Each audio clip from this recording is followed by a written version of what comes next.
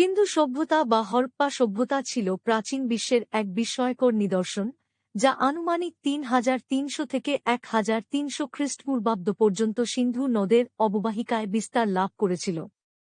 এই সভ্যতার সবচেয়ে অনন্য বৈশিষ্ট্য ছিল এর পরিকল্পিত নগর ব্যবস্থা।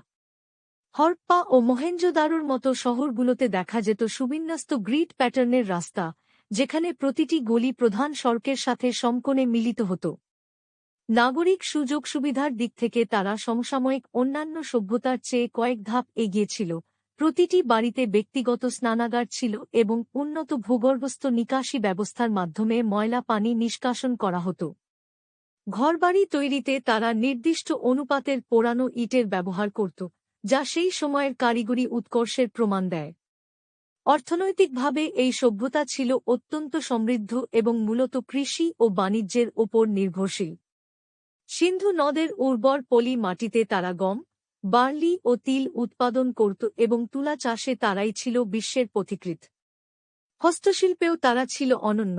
পাথর ও ধাতুর অলঙ্কার, টেরাকোটা বা পোড়ামাটির শিল্প এবং নিখুঁত ওজনের বাটখারা তাদের উন্নত বাণিজ্যিক কাঠামোর পরিচয় দেয়।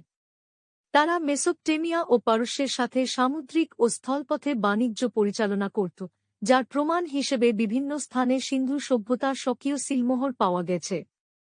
তাদের লিপি আজও পাঠোদ্ধার করা সম্ভব হয়নি, তবে খননকার্যে প্রাপ্ত ব্রোঞ্জের নর্তকী বা পুরোহিত রাজার মূর্তির মতো প্রত্নতাত্ত্বিক নিদর্শনগুলো তাদের গভীর শিল্পবোধ ও সামাজিক কাঠামোর ইঙ্গিত দেয়। খ্রিস্টপূর্ব ১৯০০ অব্দের পর থেকে এই মহান সভ্যতার পতন শুরু হয়। ঐতিহাসিক ও বিজ্ঞানীদের মতে, কোনো একক কারণে নয় বরং জলবায়ু পরিবর্তন, সিন্ধু নদের গতিপথ পরিবর্তন, ভয়াবহ বন্যা কিংবা দীর্ঘস্থায়ী খরার মতো প্রাকৃতিক বিপর্যয়ের কারণে এই সভ্যতার বিনাশ ঘটে থাকতে পারে। অনেকে মনে করেন, বৈদেশিক আক্রমণ বা মহামারীর কারণেও এই জনপদ ধীরে ধীরে পরিত্যক্ত হয়ে পড়ে। তবে সিন্ধু সভ্যতার পতন ঘটলেও তাদের উন্নত নগর পরিকল্পনা, পানি ব্যবস্থাপনা এবং কারিগরি জ্ঞান পরবর্তী দক্ষিণ এশীয় সভ্যতার বিকাশে এক গভীর প্রভাব রেখে গেছে।